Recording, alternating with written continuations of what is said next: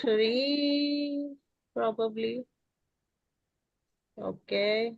3 and 2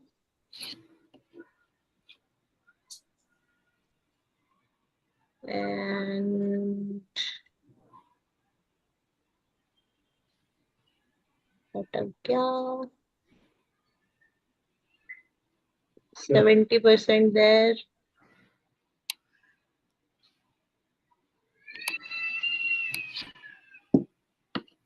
Live redirecting.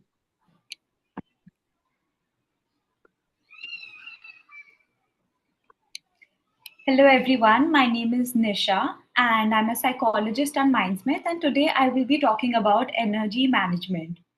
So, how are we feeling today? Are we energized, a little tired, ready for our sleeping time? Given that it is 8 p.m. at night, we couldn't have chosen a better time to talk about it. But today, I am sure we all need a little more energy. And no, it is not just about guzzling down your coffee. It is going to be more about how you can make your energy better throughout the work week. So maybe let's gather some energy for your day tomorrow and hit that midweek slump. As a psychologist, I have seen a lot of people whose energy affects not just their productivity, but also their mood, mental health, and even their relationships. So, I wanted to dive into a few strategies that will leave you feel more energized and ready to tackle your week. First, let's talk about energy patterns. Have you noticed that some days you wake up and you feel like you can conquer the world, and on other days you feel like you're just dragging it? That's because energy is cynical. Throughout the day, we go through our natural peaks and valleys. For example, most of us wake up pretty alert in the morning, hit a slump in the afternoon, and then maybe get a second wind in the evening. Understanding our own energy cycle is the key. I just wanted to let you all know, if you're an early bird or a night owl, when do you feel your best during the day? If you just wanted to share, and do you feel that feeling the best throughout the day, whenever it is that you feel, whether it's morning or whether it's evening, do you feel that's the best time when you want to work? Probably around evening. I've seen a lot of Yeah, I people. think my around evening. Yeah, I see a lot of people who feel much more productive when the day is about to end, because there's also this one belief that they want to do something before the day ends. So that is when you can get most of your work done, and maybe you can plan it around whenever you're feeling that energy, um, rush of energy. Now, once you understand the energy rhythm, you can schedule your most important tasks during your peak energy times and save the less demanding ones for when you're feeling low. I know this sounds simple, but it is quite effective. What do you think about the 5 a.m. club? So maybe you can plan your day according to when people are not really awake at 5 a.m., but everything that you need to do on your own by yourself that does not involve interacting with other people, that can be done at 5 a.m. I love the idea of 5 a.m. club. I love because I'm a convert to the morning person. I've become a morning A lot of person in the last 7 8 years. I, can you hear me, Nisha? Yeah, I think your voice is cracking. I'm not sure if everybody Okay, no, I was is. just saying that I like the idea of 5 a.m. club. Just waking up and starting mindfully the entire day. And a lot of people don't like it, and I get it. You're right. It's all about energy management eventually. What works for you? Absolutely. Even I like the idea of getting up early, having time to myself, getting some reading done.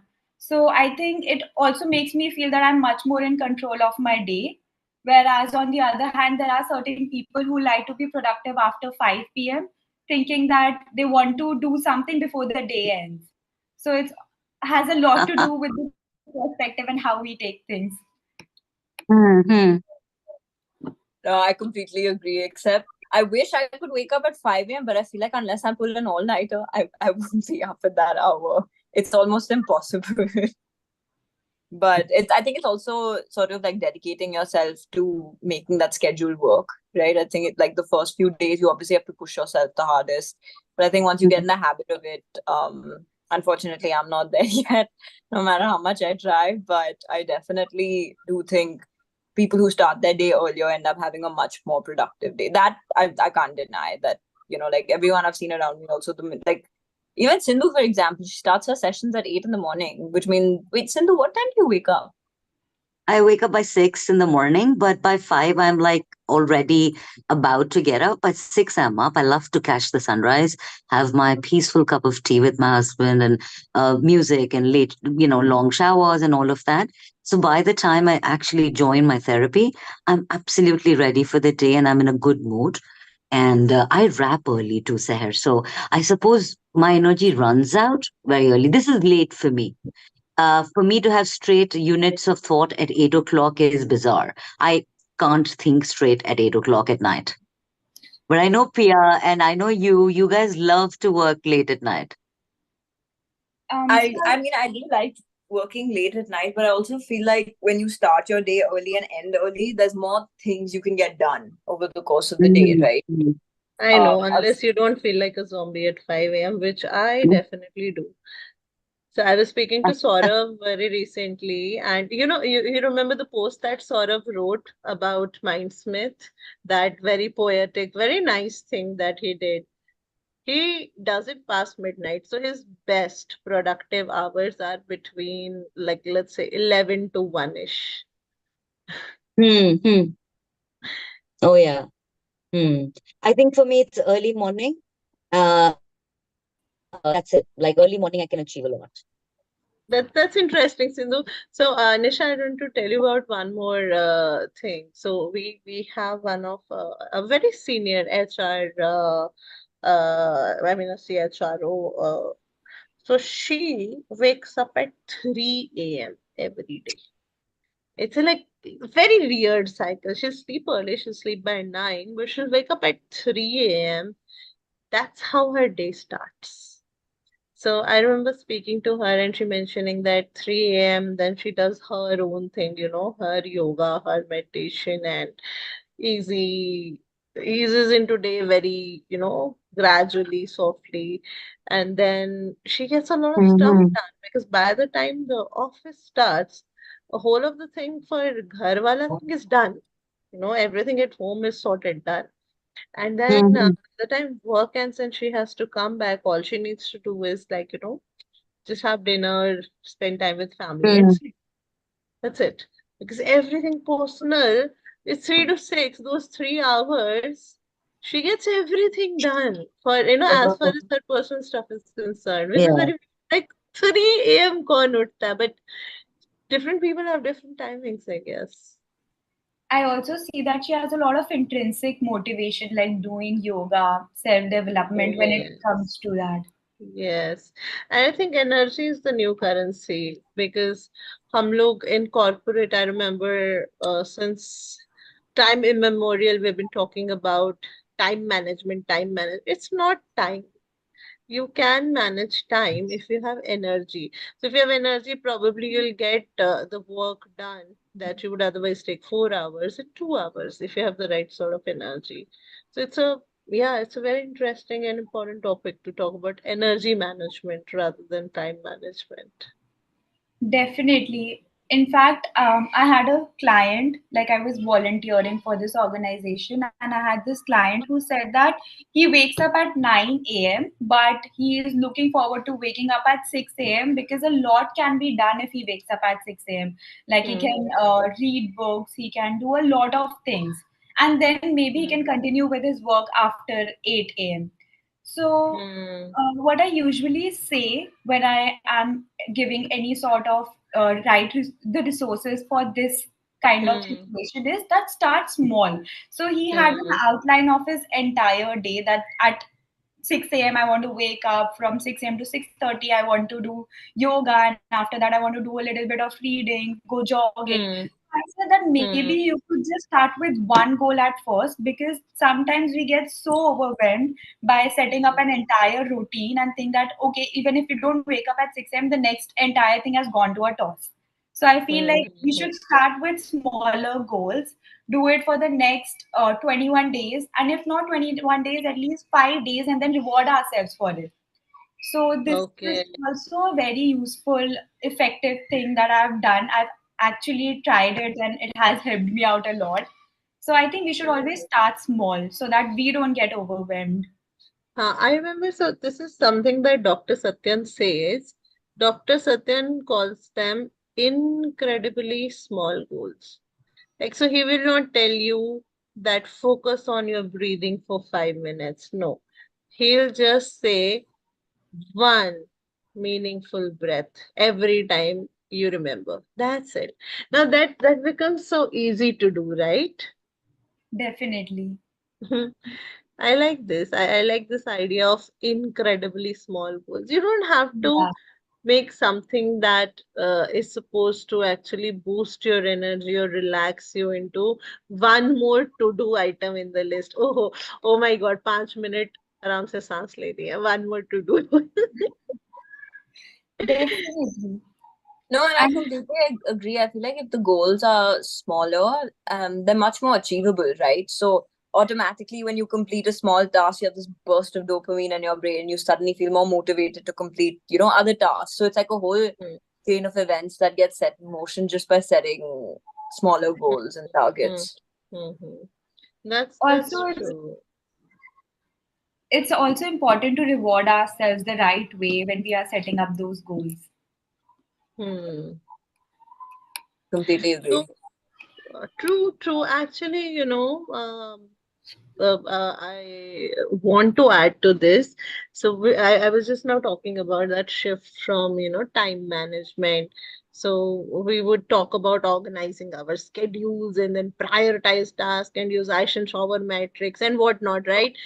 But I've seen up kitna bhi kar lo. If you have a to do and if you're trying to manage your time, it will lead to stress and burnout because we end up focusing on how much we can do in a limited time frame rather than how effectively we can do things, right? And I feel this shift from time management to energy management makes it a little more human, right? More innovative, and it takes care of the importance of managing our energy level throughout the day. So, like Nisha, you mentioned, we have our natural energy peaks, and if we align our tasks with those peaks, then we can enhance our focus, our creativity, and overall work performance, right? So, what probably would you suggest, how to do this? How to manage energy Yeah. is what you have. Yeah, so there are a lot of other things that I also wanted to talk about. Sleep is that one aspect. We cannot talk about energy management without actually talking about sleep. So, Mm-hmm. sleep is basically like recharging your phone. You cannot work, your phone does not work as effectively when it's at 50%, right? So, just Mm-hmm. like that, you cannot work that effectively as if you have not slept that well. Coffee helps for sure, but it is only and only going to help you for the next 2 to 3 hours. After that, what? So I think sleep is extremely important for you to function well. Apart Mm-hmm. from that, there's also the right nutrition, and I like to call it my 3 to 1 ratio. So Okay. this is basically 3 meals, 2 snacks, and 1 indulgence. And you need to eat mindfully. You need to add a lot of lean protein, complex carbs, healthy fats. Again, a Mm-hmm. very absurd metaphor that I would like to use. You cannot put in the wrong fuel to your, you cannot give the wrong fuel to your car. It won't work, it won't drive. So that piece of donut will definitely give you an energy spike, but that is going to be extremely temporary. That is not going to stay throughout. And we have Yeah. had so many research done where people actually share how healthy fats, how meat and how protein is good for our brain. So Yes, so yes. definitely nutrition also helps. So these were the basic things. Apart Mhm, from this, I also feel there's this one favorite trick that I have, and it's the role of movements. Basically, mhm. just walking. 15 minutes of brisk walking after lunch helps you get out of that slump. And it not only helps you in managing other things, but how many times have it been that we have seen it in movies itself, that whenever somebody has that creative block, is not able to concentrate on work, and there have been actors that say that just go out for a walk. So Right. walking also helps a lot, because it not only gives you that rush of energy after lunch, lunch usually makes you lethargic. After lunch, I for one feel like let's take a 15 minutes nap. But that's Mhm. not the right way to do it. We should go out for a walk and get that rush of energy. There will be a lot of difference in your energy definitely after a walk. That's actually true. This is something that I have personally done. So if you feel a little lost or confused and you go for a walk, like without music in your ears, just walking, it helps clear your head. That's what I've observed a lot of times. Right. Definitely. And I also think that walking for one has helped me a lot to get Mm-hmm. my thinking process in order. In case Hmm. if I ever have a doubt or anything about my own self, I like to go out for a walk. So it not just help us in managing our energies, but also helps us with a lot of things. Right, right. Interesting. So, Nisha, if I have to kind of summarize what you told us today, it's that probably understanding first and then managing our energy will help a person enhance their focus, their creativity, and their productivity performance, both in life and work, right?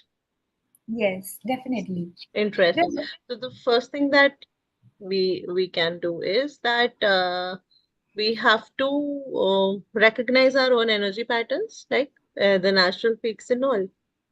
Yes, Okay, so after we recognize our energy patterns, I think we can then align and schedule tasks, like you said, that high energy tasks will align to the periods when our mental alertness is at its peak, right?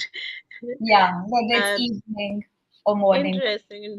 I think do you think this could probably create the flow states in our life, if we develop routines that align with our energy levels, that would reduce the decision fatigue and would help us maintain focus throughout the day.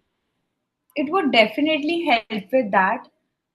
Another thing that I also feel would help in getting that flow state is taking out the energy leaks out of your life. Whether it's something that physically or mentally drains you, it can be a text from a person. Yeah, Hmm. exactly. Downtime is also very important. So, one, we take out the energy leaks, people whom we consider as we have to put in a lot of energy to speak to them or make them understand things. So, maybe Instagram labels them as toxic people, but I really don't appreciate using that word. Some even phone. So I have this thing known as the detoxifying yourself. So just give yourself 1 hour where you do not indulge with your phone. You do not engage in your phone. Just that 1 hour where you actually cut off from your phone and do something that you actually like, whether it's reading, it can be watching a movie but not on your phone, or maybe listening to music, going out for a walk.